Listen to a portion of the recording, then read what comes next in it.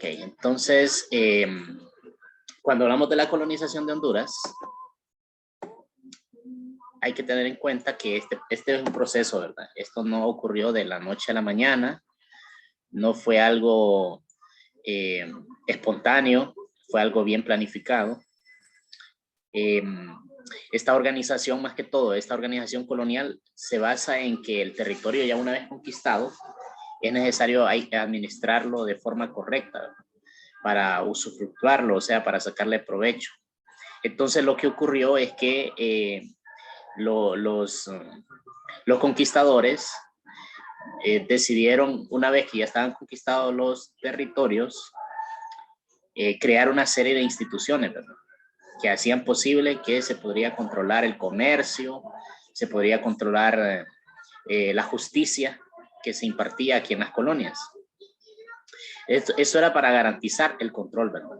Porque al final de todo, quienes controlaban la situación en Honduras y en América, conquistada por los españoles, era la corona española. Al concluir esta conquista, entonces se inició esta etapa. El sistema colonial consistió en imponer o adoptar. En algunos casos se impuso y en otros casos los indígenas lo terminaron adoptando pacíficamente. Un nuevo modelo económico, un nuevo modelo cultural, un nuevo modelo social y un nuevo modelo político. Esto alteró todos los aspectos de la vida de los nativos. ¿Por qué? Porque les cambió toda su cosmovisión, cómo estaban acostumbrados a vivir, a relacionarse, a trabajar. Entonces todo lo que hacían cambió con el nuevo régimen, el régimen colonial. Empezaron ellos desde 1524 a 1540 fundando diferentes ciudades, ¿verdad? Las construyeron estas ciudades llamadas villas y las diseñaron conforme a los modelos arquitectónicos de Europa. Los españoles se instalaron en los lugares más cercanos a la plaza donde se reunía, donde se convocaba a la gente, ¿verdad? En Honduras se construyeron varias villas. De las primeras fueron la de Trujillo, la villa de Santa María de Comayagua, que fue la más importante durante toda la colonia, ya que ahí estaba ubicada la capital, ¿verdad? La capital de esta provincia, la ciudad más importante. San Pedro, gracias a Dios, y Real de Minas de San Miguel de Tegucigalpa, que ese es el nombre completo de Tegucigalpa, ¿verdad? El nombre original, Real de Minas de San Miguel de Tegucigalpa. Luego, entre 1547 a 1560, se trazaron y fundaron los denominados pueblos de indios, que ahí ya era más que todo para poder utilizar la mano de obra barata de ellos en la extracción de metales y en la producción, ¿verdad? En la producción de diferentes productos que se iban para Europa, que son productos muy originales de aquí, de América. Entonces, esto ocurrió en este siglo, en el siglo XVI. Ahora, ¿cuál era la estructura básica de estas ciudades coloniales? Todas las ciudades coloniales comprendían una iglesia que estaba en el centro de la ciudad, ¿verdad? Así como aquí en Tegucigalpa, que está la iglesia catedral, o como en Comayagua, que también está la catedral ahí en el mero centro. Una plaza de armas, que es donde deja un espacio amplio enfrente de la iglesia para que la gente se reúna ahí cuando hay alguna situación política importante, o religiosa o militar. Se llama Plaza de Armas. Aquí es la plaza que está en el Parque Central, donde está la estatua de Francisco Morazán. Ahí se llama la Plaza de Armas. También a la par, en las ciudades coloniales está la alcaldía, está la iglesia, está la alcaldía, el poder religioso y el poder político. Por lo general, las calles eran empedradas de las ciudades más importantes, así como las calles de las ciudades españolas en Europa, así las trataban de hacer aquí, con mucho empeño y muy bonitas las ciudades coloniales. De hecho, el atractivo turístico de los países de Hispanoamérica consiste en eso, en su arquitectura colonial, en el legado que dejaron los españoles.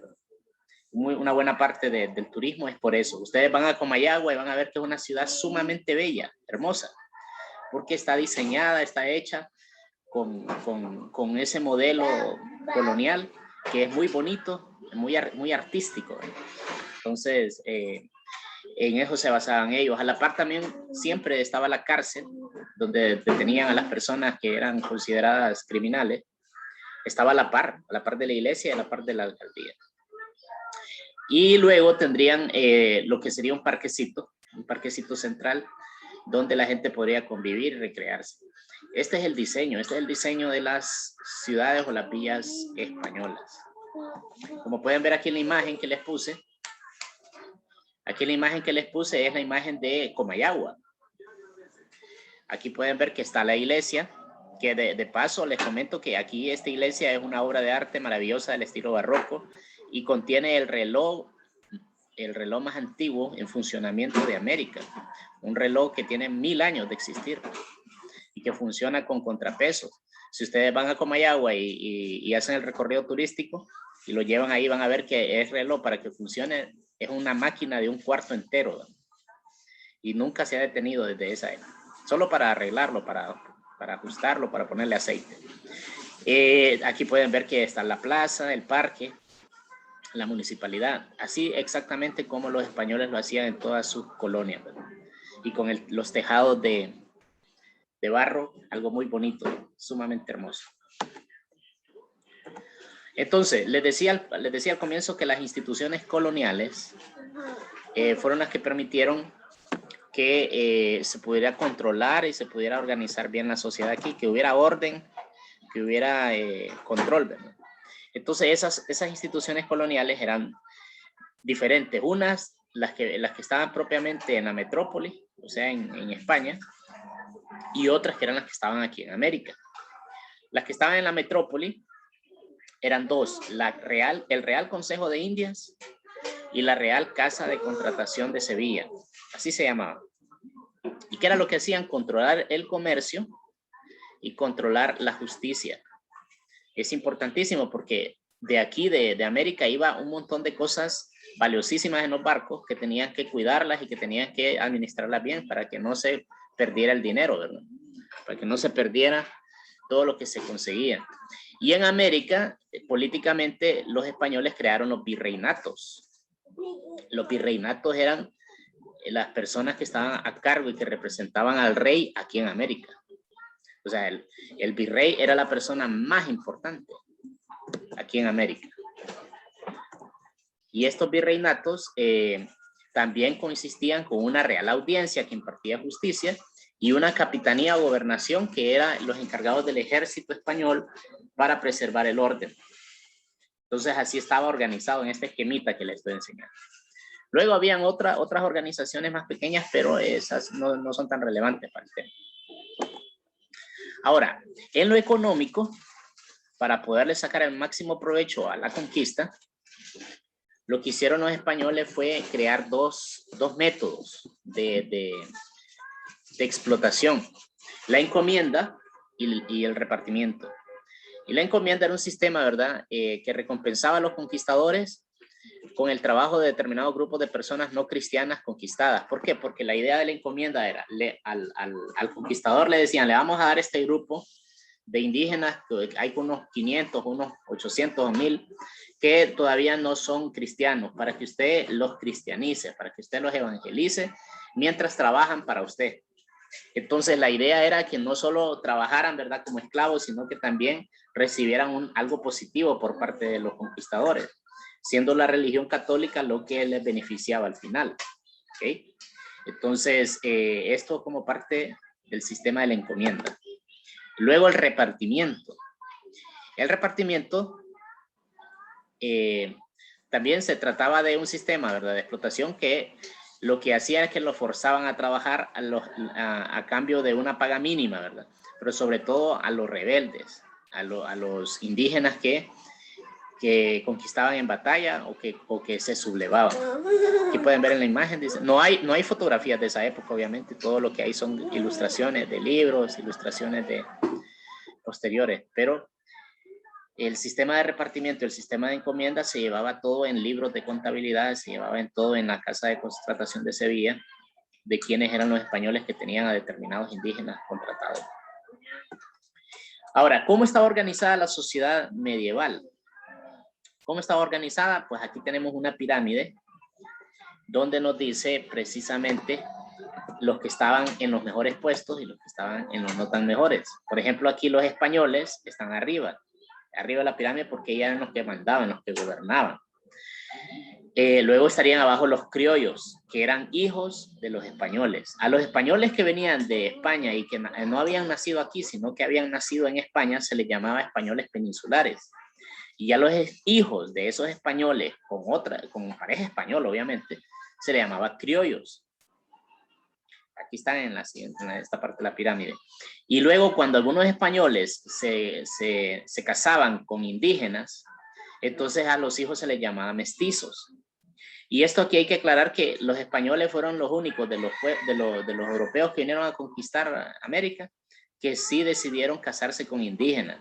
Los ingleses, los franceses, los holandeses consideraban que no eran ni gente los indígenas, pero entonces los mataban, los erradicaban, solo los explotaban y nunca consideraban quedarse con una pareja indígena. Eso para ellos era inconcebible. En cambio, los españoles en ese sentido fueron más benevolentes. Luego se irían los indios, que aunque no tenían todos los derechos y los privilegios que tenían los españoles, habían indios que tenían libertad. La situación económica pues no era la óptima, ¿verdad? Pero sí tenían libertad. Que en cambio con los de el último estrato, que eran los negros y los mulatos, que fueron traídos específicamente para ser mano de obra esclava, ¿verdad?